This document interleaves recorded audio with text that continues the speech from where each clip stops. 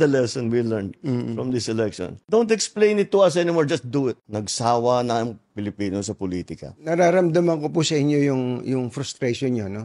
Na may gusto kayong gawin pero hindi nyo magawa. Masyado raw kasi kayong mabait. Anong gagawin ko? Maging masamang tao. Siguro, dapat nga talaga maging mas mabagsik talaga. Inaamin nyo po ba na may pagkukulang kayo doon? Oo. Ang problema sa malalaking proyekto, di ba, transportation. Medyo matagal eh. Matagal talaga. Matagal yan. Sir, wala ba kayong sisibaking gabinete ngayon? Baka mangyari yan. Ang bait nyo, sir. Ha? Ang bait nyo talaga. Bakit? Hindi ko... Magko-confess ako dito. Kumusta po kayo, Mr. President? Mabuti naman. Opo. Anong realization nyo na ganito po ang naging resulta po ng eleksyon? May kinalaman po sa administration slate. Para sa akin, I have two conclusions dito sa election. Una, nagsawa na ang Pilipino sa politika. Sawan-sawa na sa politika. Ang mensahe sa amin lahat, hindi lamang sa akin, kundi sa aming lahat, tama na yung pamumulitika ninyo. At kami naman ang asikasuhin ninyo. Tama rin naman eh. Yan naman talaga ang dapat natin ginagawa. Kaya mabuti. Tapos na yung eleksyon. Tama na yung politika. Tama na yung politika. Magtrabaho, maggawin na natin lahat ng kailangan gawin. So nagsawa ang tao. Ano po yung pangalawa? Yung pangalawa, disappointed ang tao sa serbisyo ng gobyerno. Hindi nila nararamdaman at masyadong mabagal ang galaw ng pagbubuo ng mga project na hindi pa nila maramdaman. Palagay ko ang nangyari dyan, dahil nung bago akong upo, sabi ko ayokong mangyari na business as usual. Dahil walang mangyayari sa Pilipinas. Hanggang doon na lang tayo. Hindi tayo aalsa. Sabi ko, kailangan natin baguhin ito. Kaya tinignan ko yung malalaking mahihirap na proyekto na long-term ang magiging effect. Yun ang trabahuhin natin. So, tinrabaho namin. Kaya ang lalaki, yung mga project na ginawa namin priority, yung mga tourism, yung mga health, yung mga puro malalaking proyekto. Ang problema sa malalaking proyekto, di ba, transportation. Medyo matagal eh. Matagal talaga. Kahit na super efficient, walang problema, tama, hindi nagka-problema. Matagal talaga yan. Isipin mo, yung subway, huhukayin mo yung para makadaan yung tren. Matagal yun, matatapos yan. Tapos na ako, matagal na akong tapos. Pero sabi ko, kailangan magagawa natin ito. Kasi kung hindi natin gawin, paano na? Hanggang dito na lang tayo. Kailangan gumawa tayo ng bago. Ang nasa isip ko, may magandang kasabihan, if not us, who? If not now, when? Kailangan gawin na natin. Ngunit, ito talagang na-realize ko, na hindi natin nabigyan ng sapat ng atensyon yung mas maliit na bagay. Yung para maging masagbaginhawa ang pang-araw-araw ng buhay ng tao. Yung pila sa tren, yung traffic, yung mga ganyang klase, para naman mas maginhawa ang buhay ng tao. Kasi iniisip ko, hindi, pag pinaganda natin yan, gaganda rin. Anong gagawin natin ngayon habang inaantay immediate, na? Anong gagawin natin ngayon? Ayun ang talagang bibigyan natin ng atensyon ngayon. Pero, inaamin niyo po ba na may pagkukulang kayo doon? Oo. Nag-concentrate kami lahat, yung kabinete, lahat. Sinasabi ko, ito yung mga importante. Kailangan umpisahan natin ito. At kahit wala na tayo rito, nasa lagay na yan, na tuloy-tuloy na yan. Kailangan ng talagang tapusin. Yun ang talagang iniisip ko. Hanggang ngayon po ba, meron pa rin kayong countdown ng natitirang mga araw niyo sa Malacanang? Araw-araw. Pumapatak yung metro. Yung metro. Anong nararamdaman niyo kapag pagtingin, 1,130 plus days na lang? Ano po ang nararamdaman niyo pag gano'n? Ganon din, mula nung umpisa, kailangan natin madaliin to. Ba't ang bagal? Ba't wala pa? Bakit hindi pa magawa? Binibiro ko nga yung mga mayayaman kong kaibigan, yung mga malalaking Taipan. Sabi ko, naiingit ako sa inyo dahil kahit napakalaki ng korporasyon ninyo, nahawak ninyo, pagka inutos ng CEO, ng boss, tapos na. Opo. Pagka ako nag-utos, marami pa akong kukumbinsin. Oo. Dito sa gobyerno, pagka meron ka naisip na bagong initiative, bagong idea, siyempre ilalapit mo dun sa rank and file, di ba? Opo. Para ito, implement ninyo ito. Naku, ang sagot laging bumabalik. Ay sir, hindi pwede yan. Baka makuha kami, baka Totoo rin naman. Opo. Dahil patong-patong ang mga batas natin eh. Kung minsan, contradictory, lahat ng tao masyadong maingat. Opo. Which is okay na maging maingat. It is okay na magkaroon ng checks and balances. Pero wag naman maging paralysis doon sa bureaucracy. Nararamdaman ko po sa inyo yung frustration nyo, no? Na may gusto kayong gawin pero hindi nyo magawa. Pasensya na uli kayo, tatanungin ko lang itong tanong na to. Masyado raw kasi kayong mabait. Marami nagsasabi sa akin yan. Oo. Anong gagawin ko? Maging masamang tao. Hindi ko naman mababago yung ugali ko. Pero, alam mo, siguro, dapat nga talaga maging mas mabagsik talaga. Dahil, wala kailangan talagang maging mas efficient mas mabilis ang pagdating. Kasama na siguro yan sa eleksyon namin dito sa naging eleksyon na nakaraan. Pasensya na kayo uli, ano? Bagamat ang gusto nyo sana wag na munang politika bago lang natin iwanan yung eleksyon. Can you categorically say na ayaw nyo po ng impeachment? Yung impeachment, nasa Senado na yan. Pabayaan natin sila, may proseso yan. Pabayaan natin ang proseso. Ako, basta ang nasa isip ko, tapos ng eleksyon, balik sa trabaho. Gawin na natin lahat. With the new lessons learned. Papasok na po kayo sa second half, kumbaga sa basketball. Papasok na sa second half. Binabanggit nyo kanina yung mga kailangan ng tao, yung agad-agad. Ako din po, yun din po ang nakita ko na agad-agad. Especially yung tungkol sa bigas. Pagkain, number 1 yan No? Sinusumbatan kayo mula day 1 hanggang sa kamakailan lang yung 20 pesos na bigas. Okay, tatanungin ko po kayo, nilaunch niyo po yung 20 pesos na bigas bago mag-eleksyon. At ang sinasabi na iba, nako, hindi sustainable yan. Patsi-patsi lang yan, hindi maitutuloy ng gobyerno yan. Unang tanong ko po, ba't ho ba ngayon nyo lang ginawa yon? At pangalawa, hanggang kailan ba to? Baka nga patsi-patsi lang po ito. Sige. Ang tanong, bakit ngayon lang? Bakit ngayon lang? Kung kaya nyo palang gawin, ba't di nyo ginawa nung 2022, nung 2023?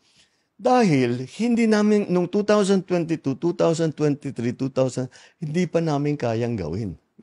Bakit? Ang key dyan, yung production. Kaya patayo namin ng irrigation, ang dami naming dam na ginawa, ang dami na naming pinamigay na makinarya. 2023, ang ani ng palay sa Pilipinas, pinakamataas sa kasaysayan ng Pilipinas. Nalampasan pa yun noong 2024. Kaya sa production, dahan-dahan, inaalalay natin. Bakit ngayon lang na tayo nagbibigay ng tulong sa produksyon? Dahil ang Pilipinas, ang mga opisyal, na-spoiled. Basta't import lang ng import. Tapos, yung importation niyan, illegal and legal. Ang katotohanan, ang nakita namin, ang pang-control doon sa presyo ng bigas ay ang smuggled na bigas. Kaya nag-hoard. Yan. Ang una na, kung titignan ninyo, ang isa sa una namin ginawa, nag-raid kami ng mga warehouse. Itong pinakamalupit. Sinabi namin, ba't may ganito? At hindi na iniintindi, basta't puro ang import natin. Dahil ang nag-i-smuggle, mga official din ng gobyerno. Kumikita sila. O di bakit nila papalitan? Sige, pasok lang sila ng pasok. Hindi nila iniintindi ang production. Hindi nila iniintindi yung sistema. Hindi nila iniintindi ang presyo ng palay, ang presyo ng bigas, ang kikitain ng magsasaka. Wala. Kailan po itong mga nag-i-smuggle? Basta ito yung nakita namin. Nung pag-upo ko. Meron talagang ganyan. Nung inipit namin yung mga smuggle at rineraid na namin yung mga warehouse, nabawasan yung supply. kailangan namin ayusin yung NFA. Lahat yan, yung mga changes na ganyan, hindi ganun kasimpleng gawin. May batas na kailangan palitan, mayroong mga taong kailangan palitan, ibang konsepto na.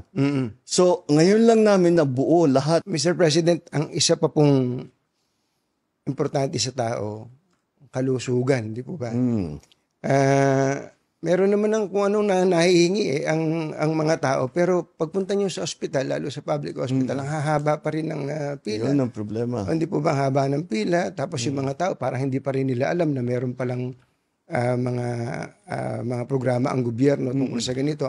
Number 1 po dyan, yung tungkol sa PhilHealth. Ano ba pwede natin gawin sa PhilHealth para wala na talaga halos babayaran ng mga tao sa papaksili na ospital? Malapit na tayo doon. Opo. Malapit na tayo doon. Nabanggit mo na rin yung mga pila. Nakapunta na ako sa ospital, 200 ng tao nakahilera. Grabe, ano? Oo, 2 oras bago nila maibigay yung papeles nila. Digitalization lang ang sagot dyan. Dahil pinaparami talaga natin ng member, pinaparami na talaga yung binibigyan ng benepisyo. Hindi na pwedeng kinakamay. Kailangan talaga nasa computer na. Kaya yun ang unang ginagawa nitong si Dr. Mercado na namumuno ng PhilHealth, ay inaayos niya na mabuti yun. Pangalawa, dumalaki ang benepisyo na binibigay ng PhilHealth mula noong 2022 at mas malaki na ang ibinabayad. Mas marami ng serbisyo. Nandungkot nga ako, may nakita akong survey. Tungkol sa PhilHealth. Sabi niya, sana yung presidente, ang PhilHealth ay tugunan na nila yung top 10 diseases or sicknesses in the country. Alam mo kung bakit ako nalungkot? Bakit po? Ginagawa na namin. Hindi lang alam ng tao. Kaya sinabi mo. Hindi ginagawa na namin yun. Pero patuloy, kung titignan talaga at pag-aralan. Mr. President, nasaan ho yung pagkukulang? Andyan na pala yung programa. Bakit hindi alam ng tao? Yun ang problema din. Siguro naging problema namin. Dahil yung tao, kasama na rin yata sa analysis dito sa eleksyon. Hindi alam ng tao yung ginagawa namin. Nagugulat sila kung minsan pag sinasabi namin, eto pwede na kayo dito, meron kayong ganito, meron kayong pwedeng benepisyong ganito. Hindi nila alam na na pwede silang mag-claim ng ganon. Halimbawa, tinignan namin ng isang araw, dialysis. Sabi ko, ba't di natin pwedeng libre? Libre lahat. Kasi may binabayad pa yung nagda-dialysis. Tama po. Paano gagawin yan? So, tinitignan namin yung numero. Kung ano yung pondo ng PhilHealth, para diyan, ano ba ang pwede nating ibigay? Sa cancer, milyon-milyon na ang binibigay nating tulong. Siyempre, yung mga buntis, yung mga common, hindi na natin dadalhin pa sa ospital yon. Kaya nagbukas tayo ng Bukas Centers. Ang Bukas Centers, yung bagong urgent care ambulatory services. Yun ang Bukas Center. 24/7 yan. Hindi nagsasara. At yan, yung mga simpleng bagay. Para hindi na kailangan pumunta sa malalaking ospital. Habang pinakikinggan ko po kayo, halimbawa, yung nabanggit nyo yung parang digitalization, para mabawasan ang pila. Ako, meron po akong isang naisip, baka lang pwede nyo consider. Para matigil tong pila-pila na yan. Kasi nga, nakakalungkot na yung iba, ma-absent pa sa trabaho para lang makapila. Yung kamag-anak nila, pumipila. Meron po tayong PhilHealth. Meron tayong DOH. Nahihingan po ng tulong yan. May DSWD, pagka may sakit. May PCSO. At pagka nakachamba ka pa, merong guarantee letter pa yung congressman kaya halos wala nang binabayaran talaga. Kaya lang, 5 yung pipilahan mo. Oo nga. Pwede po bang magpatayo na kayo ng isang pipilahan na lang kung hindi man kailangan? Para diretso na po ang tao. Para tutulungan mo din lang yung tao, wag mo na silang pahirapan. Lahat yan, ang problema talaga. Old style ang ginagawa . Yun na nga, di kamay. Kaya, yun, meron tayong mga app, e-gov app na gano'n. So, ginagawa namin, hanggat maaari, huwag ka nang pupunta sa kahit na anong opisina, doon ka lang sa bahay mo. Now, kasama doon, kailangan may internet. Kaya pinapalawak din namin ang internet coverage. Para yung mga nasa island, yung mga nasa malayo, napakahirap para sa kanila. Tapos pupunta ka sa isang opisina, sasabihin, sige, ayos na ito, stamp. Anong next? Bumalik ka. Kailangan mong puntahan yung isang opisina. Uuwi yun, babalik na naman doon. Isang linggo yun. Hindi mo naman pwedeng iwanan yung bata. Opo. Sino mag-aalaga? Sino magluluto ng hapunan ninyo? Di ba? Yun ang Kaya yung internet malaking tulong yan. Talaga ang dream ko na lahat ng serbisyo ng gobyerno hangga't maaari, yung payment sa gobyerno, pati payment ng gobyerno sa iyo, yung pag-apply ng kung ano-ano, gagawin natin by computer para hindi na mahirapan ng tao. Hindi na kailangan bumiyahe ng kalayo-layo. Opo. Napaka-importante po nun. Pero ang isa pa pong importante at tingin ko ay naririnig nyo rin, yung may kinalaman po sa peace and order. Oo. Hindi magre-report sa inyo yung pulis. Sasabihin ng pulis, bumaba ang antas ng krimen, ni-report ni ganito, bumaba wala na yung ganitong mga hold up, etc. Pero pagpunta mo tinanong mo yung tao, ano ba pakiramdam mo? Naku, hindi na ako makapaglakad ng gabi. Yung anak kong estudyante, hindi makalakad, makahablutin na lang dyan. Parang may disconnect, Mr. President. Kung ganun ang pakiramdam ng tao, kailangan talaga natin tugunan. So, ang una namin ginawa, inutusan ko silang ng DILG at saka Chief PNP, sinabi ko sa kanila, dapat laging may nakikita na pulis na naglalakad. Opo. Kasi pagtagal ng panahon, nakikilala mo na yun eh. Opo. Di kang maging kaibigan yung pulis para pag nakita, may safe kami rito. Nandun si Sergeant ganito ganyan eh. Kailangan ang pakiramdam ng tao, laging may pulis dito. Opo. Pag may pumutok dito, may tatakbo na yan, wala pang 5 minutes, may tatakbo na rito dyan. Na tinatanong kung ano yung nangyari dito. Yun ang dapat na mangyari. Police visibility. Tapos yung mga patrol cars nila, di ba dapat ay nandid yan lagi para, actually kahit walang pulis minsan, pag may patrol car deterrent na rin sa krimen eh. Tapos, pangalawa pa doon ay yung ating emergency calling. Di ba meron tayo iba-iba eh. Bawat bayan, 119, 119, 911, 999, kung ano-ano. Gagawin namin isa. Yung pong drug situation. I'm sure nakarating na rin po sa inyo ngayon na may mga barangay dyan na bumalik na naman yung mga gumagamit, tapos yung ibang mga pusher na mga small time lang naman pero nandiyan na naman daw po. Ano bang gusto nyong gawin dyan? Kaya ang gusto namin gawin dyan, pareho na naman dun sa sinatawag ko yung maliliit versus yung maliliit na project. Dahil ang pinanteriya namin kung saan pumapasok. Kaya kung makita mo, yung nahuli namin na shabu, napakalaki na, laking tonelada as compared sa mga nakaraang panahon. So, malaki talagang nahuhuli namin. Kasi hinahabol namin yung malalaking shipment, pinupuntahan namin yung malalaking warehouse, at saka yun. Pero, ang pinakamahirap doon ay buwagin yung sindikato. Dahil ang sindikato, kasama na dyan yung police, kasama na dyan yung local government. Laking pera eh. Ang laking pera talaga nila. Ang dami nilang pera. Kaya kahit sa'yo, yung mga judge, kaya nilang bilhin lahat. Para prosecutor, kaya nilang bilhin lahat. Walang panama yung sweldo nila sa gobyerno doon sa binibigay ng mga sindikato. Kaya yun ang binubuwag namin. Yun ang pinaka-importante. Ngayon, hindi na namin binigyan ng atensyon yung nasa baba. Yung nasa baba.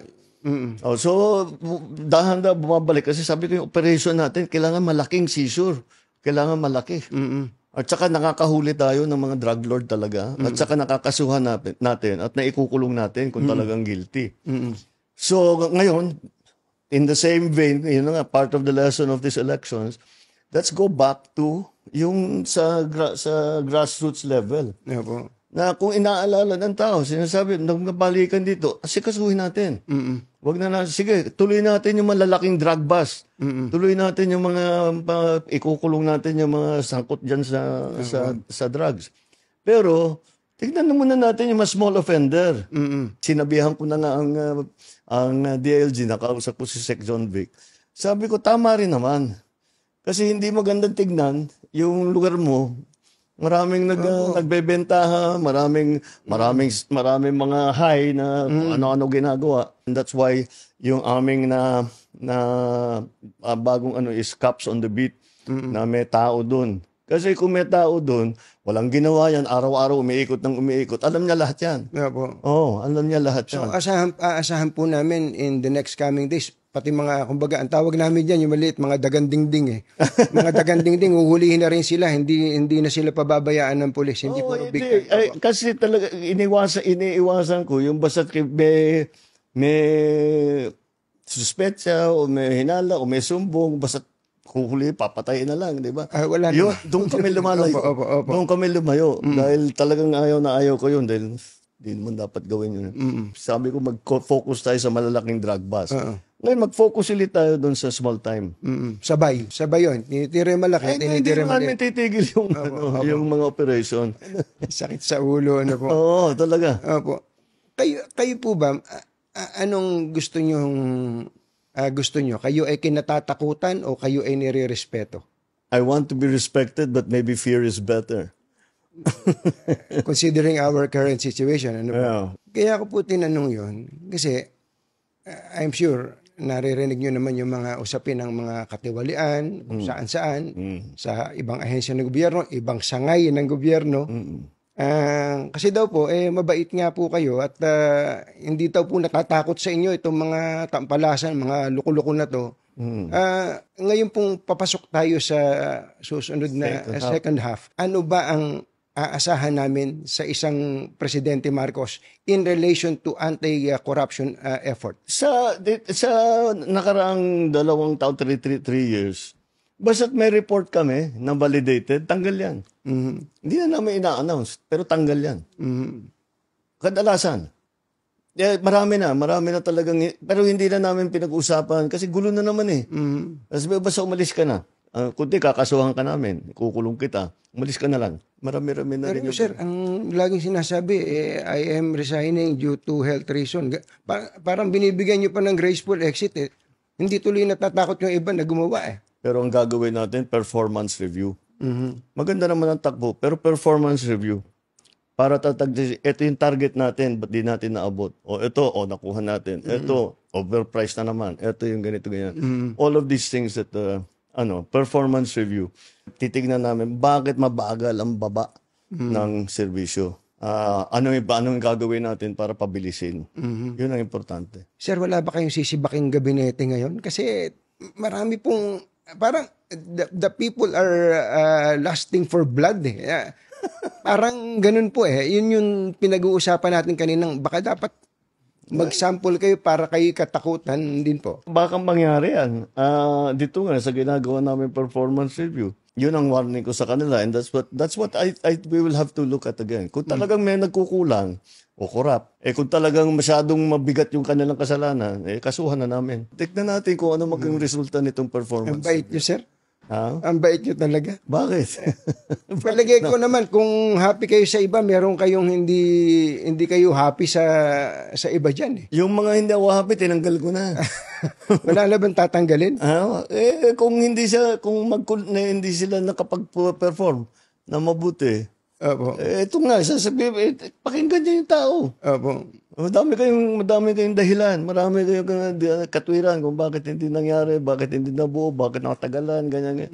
Sabi ko, hindi interesado yung tao dyan. Ano ba, kailan ba? Kailan ba gagawin? Kailan namin maramdaman yan? Hindi mo naman masisi yung tao, tama naman sila. Kayong may hawak ng gobyerno, ayusin ninyo. Huwag nyo nang isumbong sa amin, basta't gawin na ninyo. Opo. Actually, that's the lesson we learned from this election. Don't explain it to us anymore, just do it. Tama na yung mga magagandang paliwanag with the good statistics at saka kung ano mga drawing. Basta gawin na lang ninyo. I don't blame people. Hindi mo naman masisi ang tao.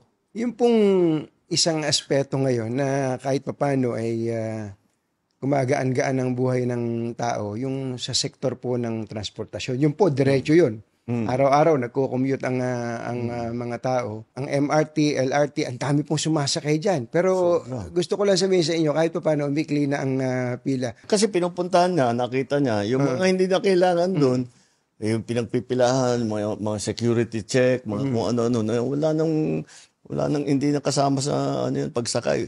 Nung report nga niya sa akin, Kanya, sabi niya, sa lahat, matagal na, marami na ako nasakyan ng mga tren sa buong mundo. Ngayon lang ako nakakita, may security check, may bomb check, may inspection ng bag, kung ano-ano. Tinanggal niya lahat. Opo. O di, nabawasan yung pila. Ganon din yung ginawa namin sa airport. Ngayon, nabawasan na yung pila. Mas maganda yung ayos na sa patakbo sa airport. Inaayos na lang namin. Ang kawawa naman sa airport, yung OFW. Opo. Yung mga dayuhan, ang bilis ng daan. Walang problema. Pero yung OFW, kung ano-ano hinihingi. Kawawa naman. Yung RF code, may ID, may clearance, na kung ano-ano, bago sila makalabas. Opo. Dapat, di ba, yun yung blue lane, di ba? Dapat, OFW ka, sige na. Sige na, stamp, sige na. Di ba? Dapat ganun eh. So dahan-dahan mapupuntahan din natin yun. Ginagawa kaming pagpalit sa Bureau of Immigration pati. Yung tinatawag na e-gate. Opo. So dadamihan natin yung e-gate. Mabilis na yan para hindi na... Yun ang pinag-usapan ko, yung maliliit na para siguro, kung nasa, iniintindi mo lahat ng iba't ibang sistema, maliit na bagay lang. Pero hindi eh. Nararamdaman ng tao yun. At yun ang hinahanap nila eh. So, ibigay natin sa kanila. Mr. President, kayo po ba, sa puso ninyo, gusto niyo bang makipagkasundo pa sa mga Duterte? Oo. Ayoko ng gulo. Gusto ko makasundo sa lahat ng tao. Mas maganda. Marami na akong kaaway. Hindi ko kailangan ng kaaway. Kailangan ko kaibigan. Kagaya na sabi ko sa'yo, pagka... hindi ko... Magko-confess ako dito. Pwede naman po, para akong pari po nito ngayon po. Ewan ko, kahit hanggat maaari, ako, ang habol ko, yung stability, peaceful, para magawa namin yung trabaho namin. Kaya laging akong bukas sa ganyan. I'm always open to any approach na, alika, magtulungan tayo. Diba? Kahit hindi tayo magkasundo sa polisiya, hindi tayo magkasundo. Gawin nyo yung trabaho, pero wag na tayong nanggugulo. Wag na natin, tanggalin natin yung gulo. Grabe, no? Parting shot nyo na lang doon po sa mga kababayan natin na siguro ay somehow nabawasan po ng pagtitiwala sa inyo para mabalik po yung tiwala nyo sa kanila. Ano po yung gusto nyo sabihin sa ating mga kababayan? Well, asahan nila na tayo naman, kahit nasa matataas na posisyon, asahan nila, lagi kaming nakikinig. Lagi kaming nakikinig sa kanilang hinain, sa kanilang nagiging problema. At tinahanapan natin ng long-term solutions. At ngayon, talagang ipamadaliin na namin yung immediate solutions na pwedeng gawin kaagad. At yun ang mararamdaman ng taong bayan mula ngayon. Mr. President, salamat po. Salamat, sa inyo. Thank you. Thank you.